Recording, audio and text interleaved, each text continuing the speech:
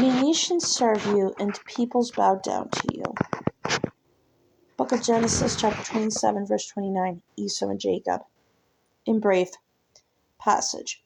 The book of Genesis, chapter 25, verse 25 through chapter 29, verse 28. Theme: the power of blessing. Setting: 2nd millennium BC, Beersheba and Haran. Key figures: Isaac, son of Abraham and Sarah, Rebekah, the wife of Isaac, Esau, the older twin of Jacob, Jacob, the younger twin of Esau, Laban, Rebekah's brother. The story of Esau and Jacob revolves sibling rivalry, favoritism, and deceit. The twin sons of Isaac and Rebekah have been fighting since they were in the womb. 2 nations are in your womb, God tells the pregnant Rebekah, and 2 peoples from within you will be separated. One will be stronger than the other, and the older will serve the younger. According to the book of Genesis, chapter 25, verse 25, Esau was the firstborn. The first to come out was red, and his whole body was like a hairy garment.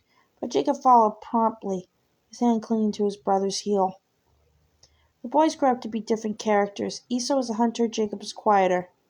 Once when Esau returns from hunting, he finds his brother cooking a stew.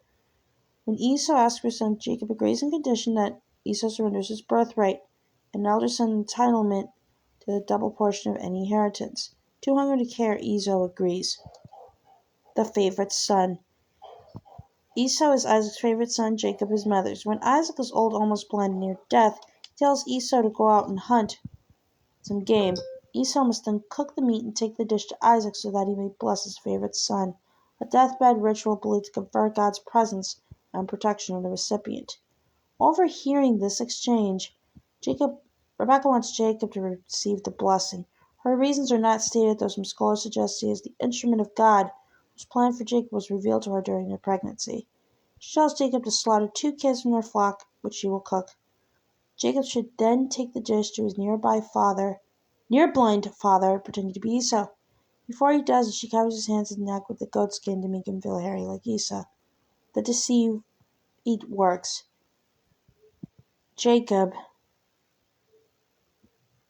receives his father's blessing. Shortly after this, Esau returns and discovers he's been cheated, but the blessing has already been given, so he cannot be provoked. In his fury, Esau vows to murder Jacob once their father is dead. I am with you and will watch over you wherever you go. I will not leave you until I have done what I have promised to you. The book of Genesis, chapter 28, verse 15.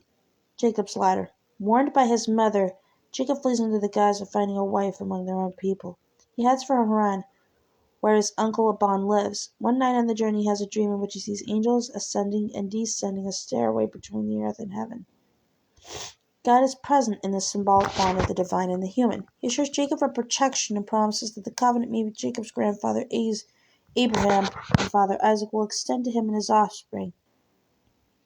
They will be numerous as the dust of the earth, a blessing to the whole world. Jacob, a younger son who has deceived his brother, receives God's favor. Laban tricks Jacob. However, Jacob's behavior is punished and also by a trick. When Jacob arrives at his uncle's house, he falls in love with his cousin Rachel. Laban promises him her hand in marriage after 7 years. However, at the end of this time, Laban substitutes his eldest daughter Leah at the ceremony. Jacob must work another 7 years to marry Rachel.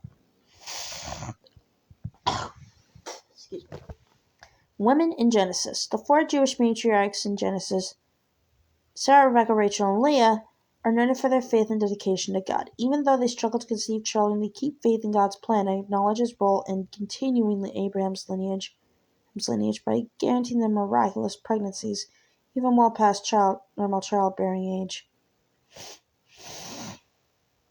Yet the women of Genesis are not passive. They're your catalysts. Each sets the history of humankind in motion when she defies God's command not to eat from the tree of the knowledge of good and evil.